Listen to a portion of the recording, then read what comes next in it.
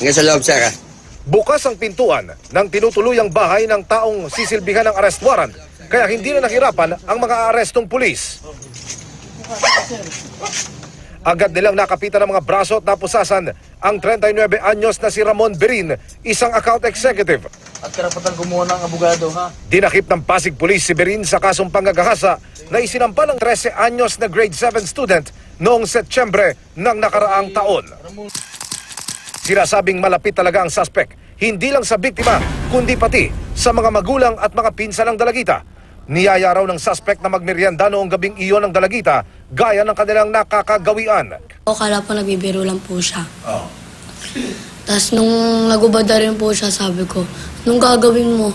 Sabi niya, kaya na lang maingay. Sabi ko, susumbong kita kay mama ko. Pumalag daw ang biktima, pero Sinubaran niya na po ako, tapos sinusuntok-suntok ko po siya.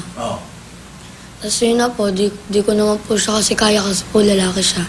sa unang pagharap na magkabilang panig sa barangay, sinubok daw ng suspect na ayusin ang kaso.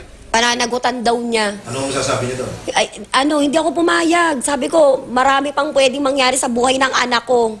Hindi ikaw ang nakalaan sa anak ko. Sabi kong ganun. Ang tanda-tandanan niya. Tinatanggi ko po yun. Wala po talagang, hindi po kami nakita ng araw na yun, yung September 12.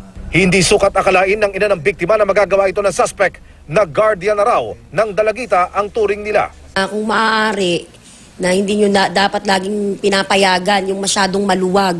Yun po kasi nangyari dyan, sobrang luwag ko talaga eh. Magsilbi raw sanang aral ito ayon sa Pasig Police, hindi lang sa mga kabataan, kundi pati sa mga magulang. Kailangan natin bantayan ng ating mga anak.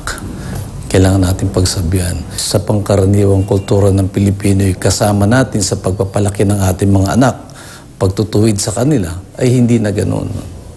Bakit kaya, sir? Nag-i-evolve ang ating community. Nakadetini na ngayon sa Pasig Police Headquarters ang suspect na nagpahabol pa ng mensahe sa biktima. Ikaw, lagi kita natutulungan. Ewan ko pa bakit mo ako ginanto. Pag nagugutom ka, pinupuntahan na, tinetext mo ako, ginaganon, tinachat mo ako. Pero, ewan ko